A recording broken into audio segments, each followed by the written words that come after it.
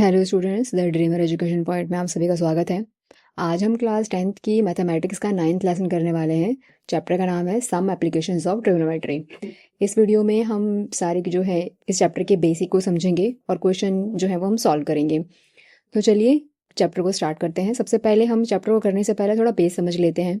और जिन बच्चों को चैप्टर 8 में प्रॉब्लम है उन्हें परेशान होने की नीड नहीं है, क्योंकि चैप्टर 8 और चैप्टर 9 कम्प्लीटली डिफरेंट चैप्टर हैं। बस कुछ टर्म्स, कुछ वैल्यूज़ आपको याद करनी है और उसके बेस पे आप चैप्टर 9 के सारे क्वेश्चन को ईजिली हैंडल कर पाएंगे। तो सबसे पहले मैं आपको बेसिक समझा देती हूँ कि जो ट्रिग्नोमेट्री है वो सबसे पहले तो सिर्फ और सिर्फ 90 डिग्री के जो हमारे ट्राइंगल्स होते हैं उन्हीं पे अप्लाई होती है। अब यहाँ पे आप समझ सकते हैं कि देखिए यहाँ पे मैंने एक ट्राइंगल बना दिया है और ट्राइंगल में जो नीचे की लाइन है ना, इसे बेस कहा जाता है। यानी ट्राइंगल जिस पे खड़ा होता है उसे बेस कहते हैं। जो बिल्कुल एक सीधी वर्टिकल लाइन होती है उसको हम परपेंडिकुलर कहते हैं, और जो टेढ़ी लाइन होती है और ये ट्राइंगल की सबसे बड़ी लाइन होती है इसे हाइपोटेन्यूज कहते हैं। ठीक है, तो यहाँ पे हम जो शब्दों का इस्तेमाल करेंगे वो रहेंगे, जिन अल्फ़ाबेट का इस्तेमाल करेंगे वो है बेस, परपेंडिकुलर और हाइपोटेन्यूज। और आपको ध्यान रखना है एच को आप हाइट नहीं मानेंगे। हाइपोटेन्यूज होता है ये, हाइट के लिए यहाँ पे परपेंडिकुलर वर्ड को इस्तेमाल किया जाएगा। ठीक है, तो बस यही एक बेस है कि एक ट्रायंगल ऐसा जो 90 डिग्री का है जिसे हम राइट एंगल ट्रायंगल कहते हैं, उन्हीं पर ट्रिग्नोमेट्री अप्लाई होती है। और बेस वो है जिस पर ट्रायंगल खड़ा है। ठीक है, और परपेंडिकुलर है उसकी एक हाइट जो है पूरी, जो बिल्कुल सीधी लाइन होती है वो परपेंडिकुलर होती है, और जो टेढ़ी लाइन होती है उसे हाइपोटेन्यूज कहते हैं। और एक ट्रायंगल के अंदर सबसे बड़ी जो वैल्यू आएगी वो हाइपोटेन्यूज की वैल्यू आती है। इतना आपको समझना है। उसके बाद हम समझेंगे 2 पॉइंट और जो इंपॉर्टेंट है। अब आप यहाँ पे देख सकते हैं, सबसे पहले हम लोग बात करेंगे इस फॉर्मूला की, यानी कि आप ट्रिक कह सकते हैं। इस ट्रिक से हम लोग क्वेश्चन को सॉल्व करते हैं। पंडित, बद्री, प्रसाद, हर हर बोले, इसके थ्रू हम याद कर लेते हैं कि हमें किस किस 2 कॉम्बिनेशन के थ्रू क्वेश्चन को सॉल्व करना है। लाइक पी और बी देखिए, पी एच देखिए और बी एच देखिए। अब देखिए जहाँ पे पी और एच है ना, ये क्वेश्चन साइन से रिलेटेड होते हैं। बी और एच के क्वेश्चन कॉस से रिलेटेड होते हैं। पी और बी के क्वेश्चन टेन से रिलेटेड होते हैं।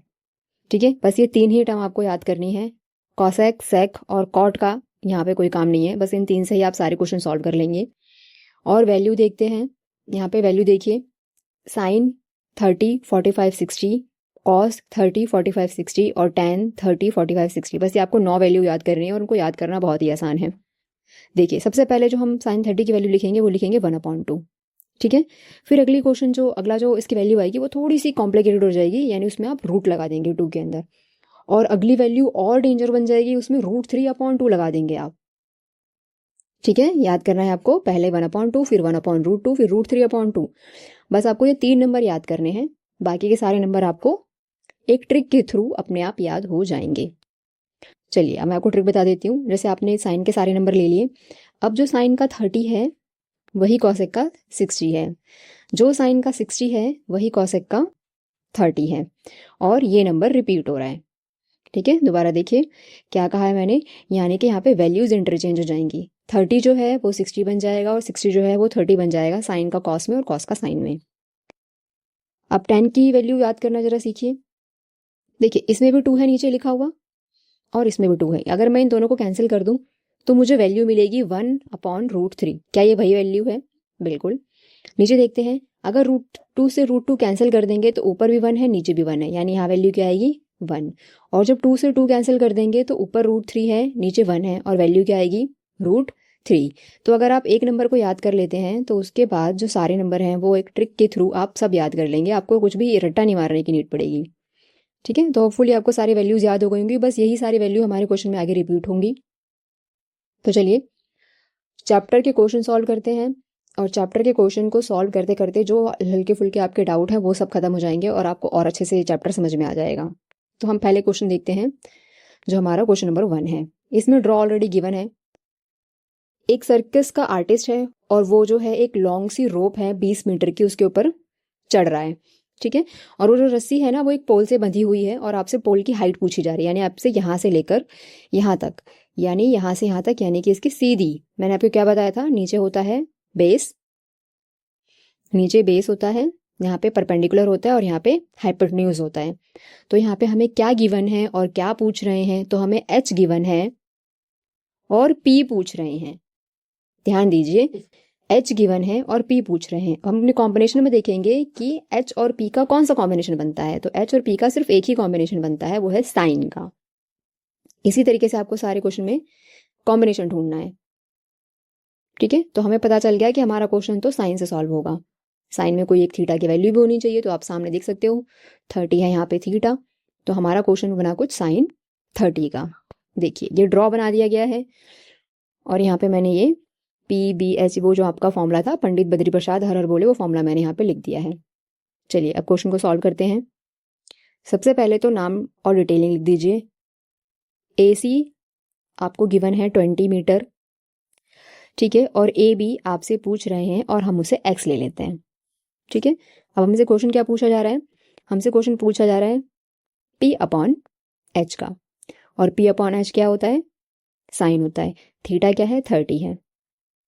ठीक है, साइन 30 की वैल्यू क्या होती है? मैंने आपको बताया था 1/2।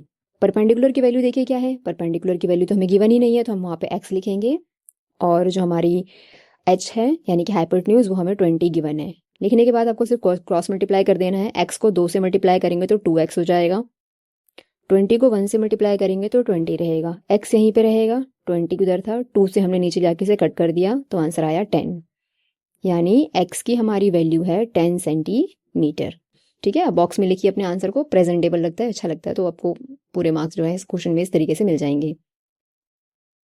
क्वेश्चन नंबर 2 देखिए। क्वेश्चन 2 समझते हैं जरा एक बार। एक पेड़ है जो कि स्टॉर्म के आने से टूट गया है, और टूटने के बाद जो है उसका ऊपर का जो हिस्सा है वो नीचे की तरफ एक एंगल बनाते हुए गिर गया है, 30 डिग्री का एंगल बनाते हुए, और जो ट्री का टॉप है और जो ट्री की फुट है उनके बीच में गैप 8 मीटर का है। ठीक है, जरा सवाल को ध्यान से देखिए। चलिए एक बार क्वेश्चन को देख लेते हैं। अब यहाँ पे क्या कहा गया है? अब आपको सीधा इमेजिन करना है कि एक बहुत बड़ा सा पेड़ है। ठीक है, एक बहुत बड़ा सा पेड़ है और वो आंधी आई और वो मान लीजिए यहाँ से टूट गया, और जब यहाँ से टूटा तो वो इस तरीके से कुछ जमीन पे गिर गया। अब जो ये पेड़ का फुट है ये, और टॉप हुआ ये दोनों जमीन को टच कर रहे हैं, और इनके बीच में जो गैप है वो 8 मीटर का है। 8 मीटर का गैप है। तो ये जो हाइट है, अगर आप ध्यान से देखेंगे तो यही हाइट जो है वो इधर चली गई है ना, टूट के, यानी हमसे ये x भी पूछ रहे हैं और y भी पूछ रहे हैं। ठीक है, ये कुछ इस टाइप का क्वेश्चन बना। होपफुली आपको क्वेश्चन समझ में आएगा। मैं इसकी दोबारा फिगर बना देती हूँ। देखिए ये पेड़ की वो हाइट है जो टूटी नहीं है, और ये पेड़ की वो हाइट है जो टूट गई है। ठीक है, और हम इसको कंबाइन कर देते हैं, नाम रख देते हैं ऐसा कुछ। चलिए A B C, और जो ये पेड़ टूटा है तो यहाँ पे थीटा बन रहा होगा 30 डिग्री का, 30 डिग्री का थीटा बन रहा है, 30 डिग्री, और 8 मीटर का डिस्टेंस है पैर के फुट और हेड के बीच में, जो उसका जो टॉप टच कर रहा है उनके बीच का। और हमसे पेड़ की पूरी हाइट पूछ रहे हैं, तो यहाँ पे क्वेश्चन में P भी पूछा जा रहा है और H भी पूछा जा रहा है, तो मैंने ये क्वेश्चन को अलग अलग अल्फाबेट से शो कर दिया है। चलिए सबसे पहले हम लोग जो इसका P है यानी कि जो AB है वो निकालते हैं।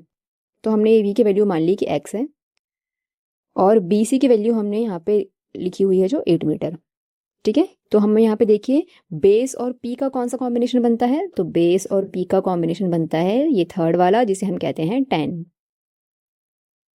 tan। थीटा कितना दिया हुआ है? 30 डिग्री दिया हुआ है, tan 30। फॉर्मूला क्या हुआ? P/B। tan 30 की वैल्यू होती है 1/√3, और P कितना है? परपेंडिकुलर हमें गिवन नहीं है, बेस है 8। क्रॉस मल्टीप्लाई करिए, x मल्टीप्लाई हुआ √3 से, और 8 1 से हो गया, x यहीं पे रहेगा, 8 के नीचे आ जाएगा √3, तो x की वैल्यू है 8/√3। इसको भी एज इट इज छोड़ दीजिए। चलिए अब हम कैलकुलेट करते हैं y। y के लिए हम लिखेंगे AC, जो कि हमने मान लिया y, और हमें गिवन है BC जो कि है 8 मीटर। तो P और P तो हमने निकाल लिया है। H और B का देखिए कौन सा कॉम्बिनेशन बनता है?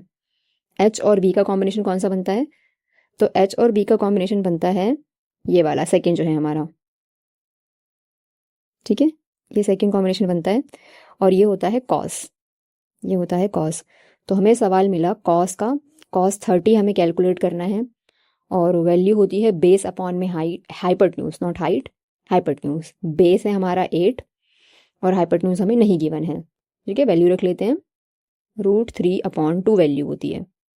8/y क्रॉस मल्टीप्लाई किया, y के साथ √3 मल्टीप्लाई हो गया, नीचे करके दिखा देती हूँ मैं आपको। देखिए y से मल्टीप्लाई हुआ √3 और 8 से मल्टीप्लाई हुआ 2 यानी कि 16 हो गया। y यहीं पे रह गया, 16 के नीचे चला गया √3। ठीक है, अब आप ध्यान दीजिए कि हमें पेड़ की पूरी हाइट निकालनी थी। ठीक है, पेड़ की पूरी हाइट निकालनी थी, तो हम लिखेंगे यहाँ पे कि x और y दोनों को हम ऐड करेंगे तो पेड़ की पूरी हाइट निकल जाएगी। x की वैल्यू है 8/√3 और y की वैल्यू है 16/√3। तो √3 तो सेम है, तो √3 रिपीट हो जाएगा और ये नंबर ऐड हो जाएंगे। अब आप कभी भी डिनोमिनेटर को रूट में नहीं छोड़ते हैं, उसे आप हमेशा रैशनलाइज करते हैं। तो इजीली इसको सेम नंबर से ऊपर और नीचे मल्टीप्लाई कर दीजिए। √3 कैंसिल होकर सिंपल 3 हो गया है, इधर 24 और √3 बचा। 3 ने 24 को काट दिया तो फाइनल आंसर आया हमारा 8√3।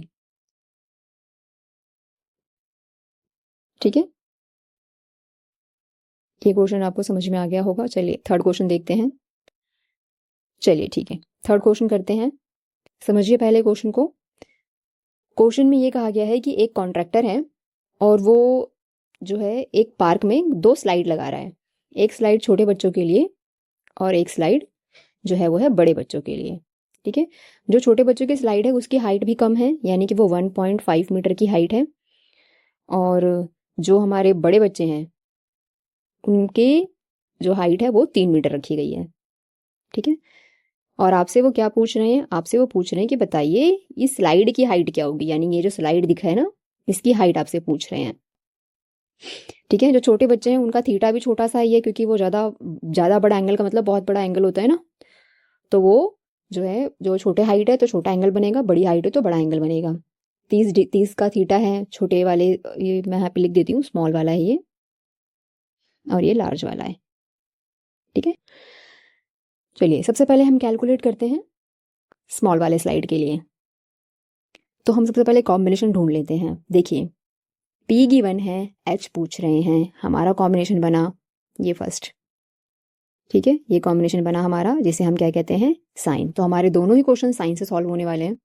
चलिए पहले हम निकालेंगे लेंथ ऑफ स्मॉलर स्लाइड। ठीक है, ये जो स्मॉलर स्लाइड है पहले हम इसकी लेंथ निकालेंगे। ठीक है, देखिए फॉर्मूला क्या होता है, फॉर्मूला है यहाँ पे साइन 30 लग रहा है और वैल्यू होती है P/H। तो परपेंडिकुलर गिवन है आपको 1.5 और H हमें नहीं गिवन है, हमने X ले लिया। साइन 30 की वैल्यू होती है 1/2, क्रॉस मल्टीप्लाई करेंगे आप, X 1 से मल्टीप्लाई होगा, X का X रह जाएगा। और आप देखिए यहाँ पे 1.5 को जब मल्टीप्लाई करेंगे आप 2 से, 2 5 10, 0 1 कैरी, 2 1 2 और ये 3, डॉट के बाद एक नंबर है तो आप एक नंबर छोड़ के डॉट लगा देंगे, ये सब कैंसिल हो जाएगा तो 3 वैल्यू बची। ठीक है, तो 3 मीटर की जो हाइट है, सॉरी 3 मीटर का जो लेंथ है वो है छोटे वाले स्लाइड की। ठीक है, 3 मीटर आप यहाँ पे लिख सकते हैं, कुछ भी नाम लिख दीजिए इसका, ABCD अगर आप नाम लिखेंगे तो आप लिखेंगे AC = 3 मीटर। ठीक है, बॉक्स में क्लोज कर दीजिए। अब हम कैलकुलेट करेंगे बड़े वाले स्लाइड के लिए। चलिए नीचे सॉल्व कर देते हैं। ठीक है, क्या है उसकी वैल्यू, साइन 60 है, फॉर्मूला क्या होता है P/H। साइन 60 की वैल्यू होती है √3/2 और P हमें गिवन है 3 बट H हमें गिवन नहीं है, क्रॉस मल्टीप्लाई किया हमने यहाँ पे। H मल्टीप्लाई, वहाँ पे मैंने H लिखा है, वहाँ पे अगर Y आप लिख रहे हैं तो आप Y भी सॉल्व कर सकते हैं, कुछ भी लिख सकते हैं, जो भी आपको अल्फाबेट कंफर्टेबल लगे आप वो लिख सकते हैं। √3 और यहाँ पे 3 2 6 हो जाएगा। हाइट यहीं पे रहेगी, सॉरी हाइपोटेन्यूज जो है यानी हमारा जो नंबर है वो यहीं पे रहेगा। X ले लेते हैं, चलिए इसे, आप लोग कन्फ्यूज हो जाएंगे वरना। यहाँ पे हम H ही रख रहे हैं और यहाँ पे हमने कर दिया है इसको X। X यहाँ पे मल्टीप्लाई होगा और X यहाँ पे भी रहेगा, √3 आ जाएगा इसके नीचे। देखिए हम किसी नंबर को √3 में नहीं छोड़ सकते, तो हम √3 को रैशनलाइज करेंगे यहाँ पे। √3 सॉल्व होकर एक सिंगल 3 नंबर आ जाएगा और ऊपर आ जाएगा 6√3, तो 3 से 6 कैंसिल आउट कर देंगे आप, तो आपका आंसर आया 2√3। ये है हमारी दूसरी हाइट।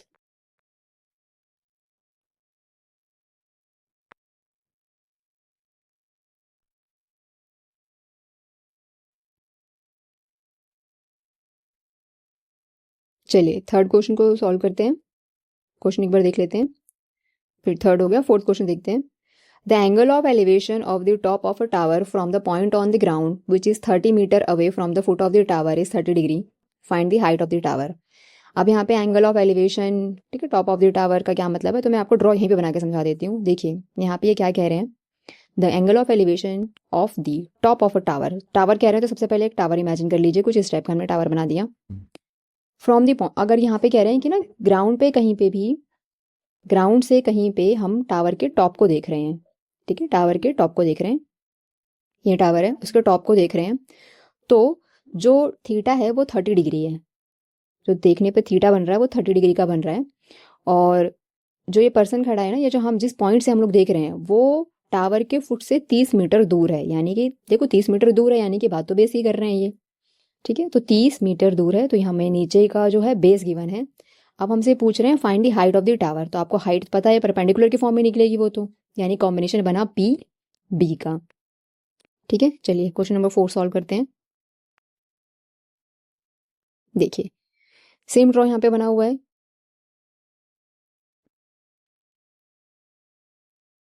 हमें यहाँ पे जो डिस्टेंस है बेस वो भी दिया हुआ है, हाइट हमसे पूछी जा रही है, थीटा हमको गिवन है। तो सबसे पहले हम कॉम्बिनेशन लिख लेते हैं कि कॉम्बिनेशन किसका बन रहा है। तो ये बन रहा है पी और बी का, और ये होता है हमारा 10 30। 10 30 की वैल्यू लिखेंगे। 10 30 की वैल्यू होती है 1/√3, और परपेंडिकुलर हमें गिवन नहीं है, बेस हमें गिवन है 8 है, सॉरी 8 नहीं है 30 है। चलिए क्रॉस मल्टीप्लाई करेंगे, x मल्टीप्लाई हो जाएगा √3 से, और 30 जो है वो 1 से मल्टीप्लाई होकर 30 रहेगा, x नहीं रहेगा, 30 यहाँ पर है, √3 इसके नीचे चला जाएगा।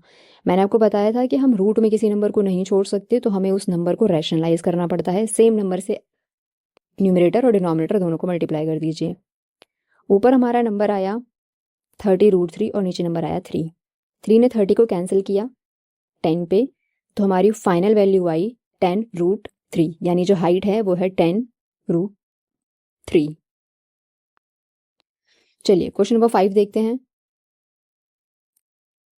5 क्वेश्चन में है, a kite is flying at the height of 20 metre above the ground. अब देखिए समझिए, पढ़ते हुए ही आप ड्रॉ बनाएंगे ना तो आप कंफर्टेबल हर ड्रॉ को बना पाएंगे। A kite is flying at a height of 60 metre. एक काइट है जो कि 60 मीटर की हाइट पे उड़ रही है। तो ये हमें पता चल गया पी हमको ऑलरेडी दिया हुआ है, ठीक है। और जो उसका धागा है, जो उस काइट का धागा है, उसे कहीं जमीन पे कहीं पे इस तरीके से अटैच कर दिया है, ठीक है। और वो कह रहे हैं कि जो धागा है ना वो बिल्कुल स्ट्रेट है, कहीं पे कोई इंक्लिनेशन नहीं है। इंक्लिनेशन का मतलब होता है कि कहीं बीच में जिससे ना मुड़ जाता है धागा, ऐसा कुछ नहीं है, बिल्कुल सीधा है। और वो आपसे पूछ रहे हैं यहाँ पर धागे की length, find the length of the string, ठीक है। जो धागा है उसकी लेंथ। अब देखिए धागा जमीन पे तो होगा नहीं, धागा तो कैसा है, स्लैंटिंग लाइन में जो उड़ रहा है वो धागा है वहां पे, ये रहा इस तरीके से धागा। तो यानी कि इस सवाल में हमको पी गिवन है, एच पूछ रहे हैं। तो पंडित बद्री प्रसाद हर हर बोले का अगर हम लोग नियम लगाएंगे तो पी और एच का कॉम्बिनेशन बनता है साइन का। थीटा कितना गिवन है, 60 गिवन है, ठीक है। इस तरीके से आप इजीली कोई भी ड्रॉ को जो है फॉर्म कर सकते हैं। परेशान नहीं होना है आपको, ध्यान से पढ़ के आप इसका ड्रॉ बनाने की कोशिश करेंगे हर क्वेश्चन में जो भी गिवन होगा आपको। चलिए 5th क्वेश्चन देखते हैं। यहाँ पे मैंने ड्रॉ बना रखा है। तो हम जानते हैं कि ये जो है साइन 60 का क्वेश्चन है, पी और एच की बात कर रहे हैं, पी और एच। तो हम यहाँ पे परपेंडिकुलर लिख लेते हैं 60 मीटर, और नीचे हाइपोटेन्यूज हमें नहीं गिवन है, हमने एक्स ले लिया। और साइन 60 की वैल्यू होती है √3/2, ठीक है। क्रॉस वैल्यू क्रॉस मल्टीप्लाई करेंगे तो यहाँ पे हो जाएगा 120 और यहाँ पे हो जाएगा √3x। x यहीं रहेगा, 120 के नीचे चला जाएगा √3। √3 को हम वहाँ नहीं छोड़ सकते, तो ये नंबर √3 से अप डाउन दोनों जगह मल्टीप्लाई हो जाएगा।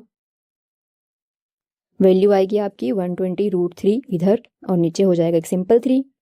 3 से 120 काटिए, आएगा आपका आंसर 40√3, ठीक है। तो जो वैल्यू है उस धागे की वो 40√3 है,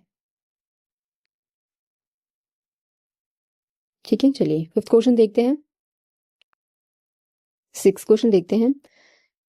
A 1.5 meter tall boy is standing at some distance from a 30 meter tall building. देखिए अब ध्यान से क्वेश्चन बनाते हैं हम। इसका फिगर बनाएंगे। एक 30 मीटर की बिल्डिंग है और उससे कुछ दूरी पर एक 1.5 मीटर का बच्चा खड़ा है, ठीक है।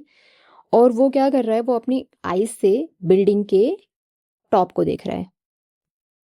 वो अपने आईज से बिल्डिंग के टॉप को देख रहा है, ठीक है। लिखा है ना, elevation from his eyes to the top of the building from increase from 30 degree to 60 degree as he walk toward the building. अब देखिए, अब ये बच्चा क्या कर रहा है, अब ये बच्चा थोड़ा सा आगे चला और जब आगे चल के फिर उसने बिल्डिंग को देखा तो जो पहले थीटा 30 का था वो अब बढ़ के हो गया है 60। यानी जब उसने पहले देखा था तो 30 थीटा था और अब वो अगर देख रहा है तो अब थीटा 60 हो गया है। बच्चा 1.5 का है और बिल्डिंग 30 मीटर की है। समझ गए? आपसे सवाल क्या पूछ रहे हैं, find the distance he walk toward the building. वो डिस्टेंस निकालो जितना वो बिल्डिंग की तरफ ट्रैवल करके गया है।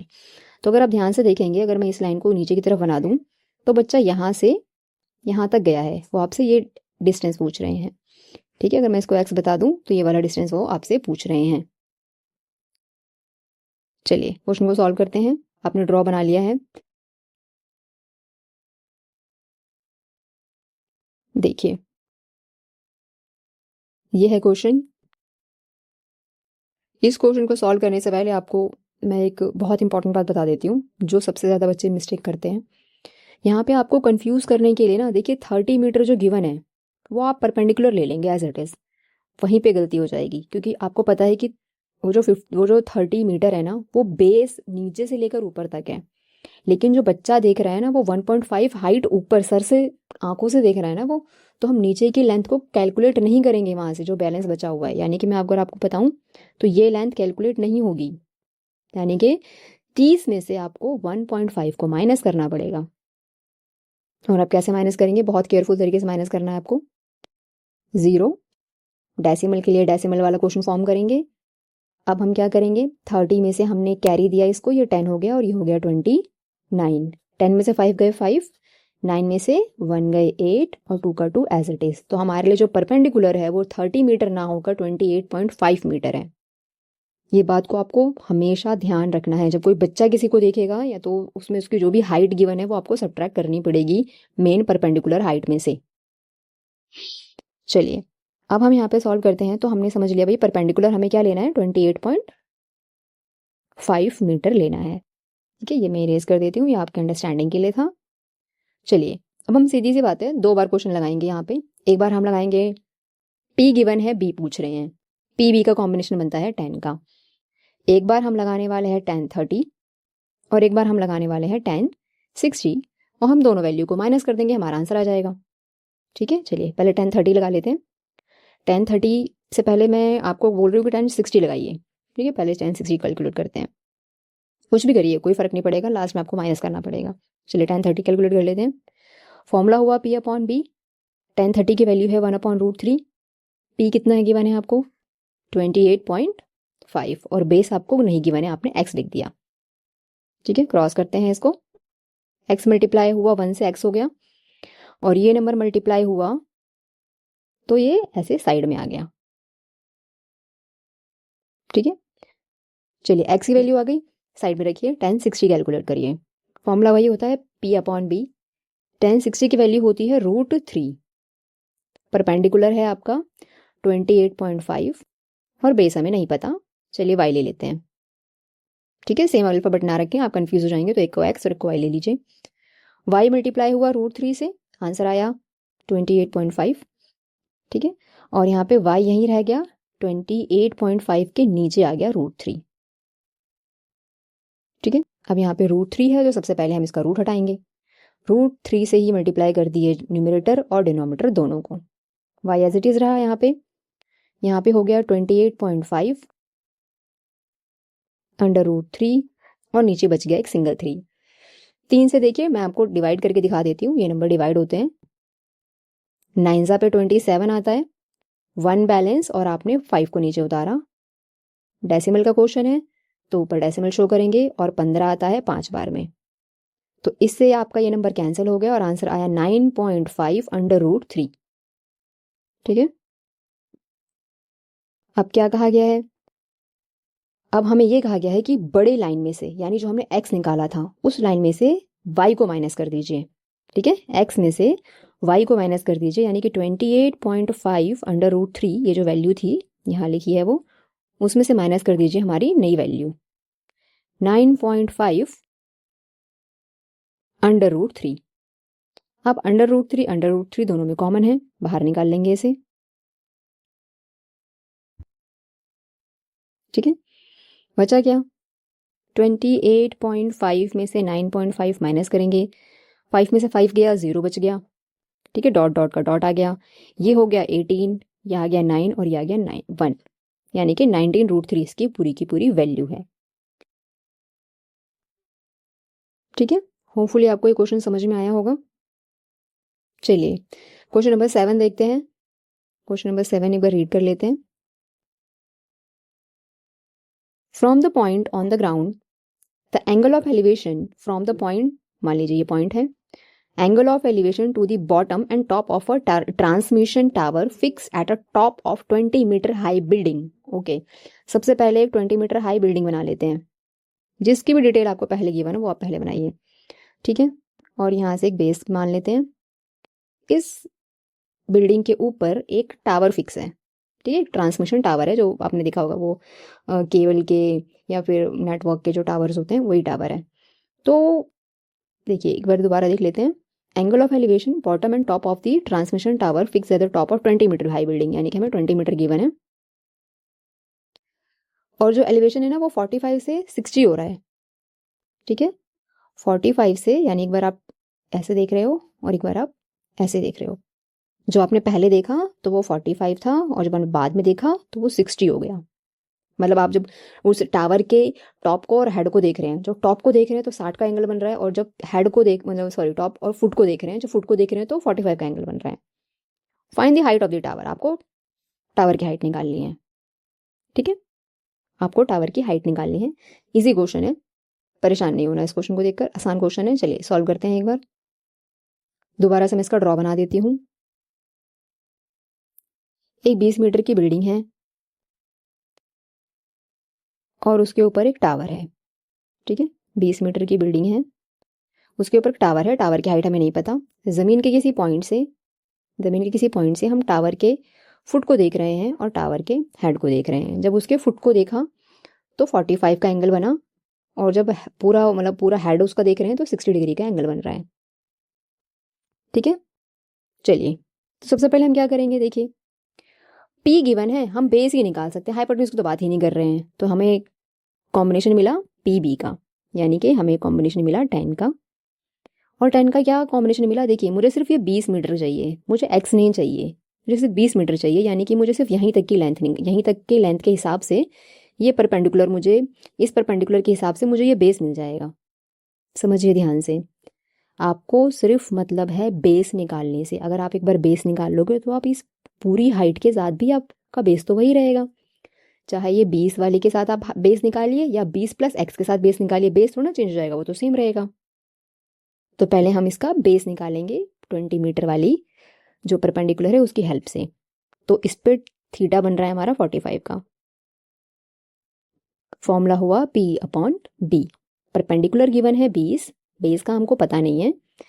40 नहीं है, 45 है। 1045 जो है हमारा वो होता है, बहुत ही अच्छा नंबर है, सिंपल सा 1 है, इसका वैल्यू 1 हो गई। ठीक है, क्रॉस मल्टीप्लाई किया हमने, x 1 से मल्टीप्लाई हुआ तो x हो गया, और 20 किसी से मल्टीप्लाई नहीं हुआ तो 20 का 20 ही है। 1 भी कर सकते हैं आप इसके नीचे। तो x की वैल्यू आ गई 20, यानी कि जो परपेंडिकुलर है वही बेस है। ठीक है, मैं इसको कुछ और अल्फ़ाबेट से शो कर देती हूँ।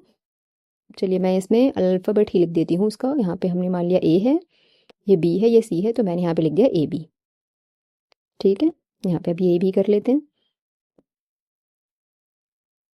मीटर। अब हम निकालेंगे बड़ी हाइट, यानी कि हम अब बनाएंगे 10 60। वैल्यू होती है P अपॉन B। परपेंडिकुलर अब 20 नहीं है, अब परपेंडिकुलर है 20 प्लस एक्स। ठीक है, पर बेस वही 20 का 20 है। 10 60 की वैल्यू होती है √3, क्रॉस मल्टीप्लाई करिए, 20 मल्टीप्लाई हुआ √3 से, तो ये आंसर ऐसे आ गया और ये आंसर कुछ इस टाइप का आ गया। ठीक है, x यहीं पर है, 20 √3 में से आप 20 को माइनस कर देंगे, 20 का 20 कॉमन ले लीजिए, आंसर आया आपका √3 - 1 और यही वैल्यू है। ठीक है, 20 का 20 आपने बाहर निकाल दिया, तो 20 √3 और 20 में से 20 बाहर निकला, तो यहाँ से √3 बचेगा। वहाँ पे जब कुछ भी नहीं बचता है तो 1 होता है हमारा कॉमन। ठीक है, तो 1 निकाल लेंगे, ये हमारी है x की वैल्यू। ठीक है, 7th क्वेश्चन भी हो गया। चलिए 8th क्वेश्चन देखते हैं जरा। ठीक है, देखिए, अ स्टैचू 1.6 मीटर टॉल, इसका ड्रॉ हम ये बना लेते हैं।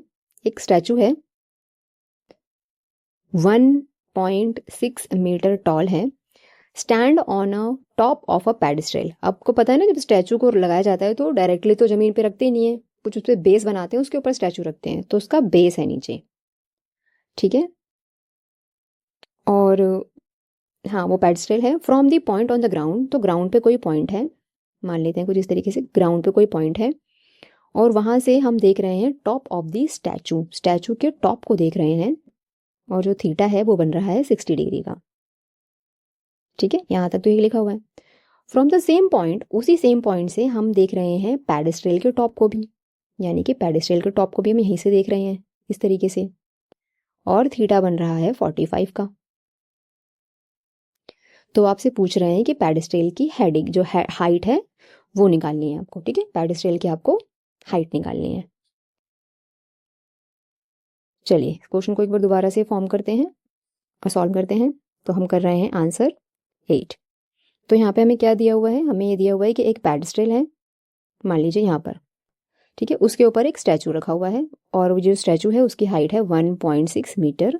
पेडेस्ट्रल कितना है हमें नहीं पता, और ग्राउंड के किसी पॉइंट से हम दोनों चीज़ों को देख रहे हैं, पेडेस्ट्रल के हेड को भी देख रहे हैं और टावर के हेड को भी देख रहे हैं। और पेडेस्ट्रल के हेड को जब हम देख रहे हैं तो 45 का एंगल बन रहा है और टावर के हेड पे 60 डिग्री का एंगल बन रहा है। ठीक है, चलिए सॉल्व करते हैं।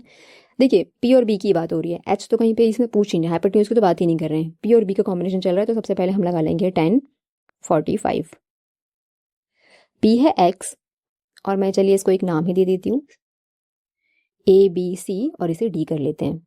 ठीक है, तो हमारा फॉर्मूला क्या होता है, पी अपॉन बी। पी है बी डी और बी है ए बी। ठीक है, 45 की वैल्यू होती है 1 और बी डी गिवन है एक्स और ए बी हमें गिवन नहीं है, हमने क्रॉस मल्टीप्लाई किया तो ए बी की वैल्यू आई एक्स, यानी ए बी की वैल्यू भी एक्स आ गई, और जो हमारा ए डी है वो भी, सॉरी बी डी और ये दोनों नंबर परपेंडिकुलर और बेस दोनों सेम है। ठीक है, चलिए अब हम लगाएंगे 10 60। फॉर्मूला वही होता है, परपेंडिकुलर अपॉन में बेस।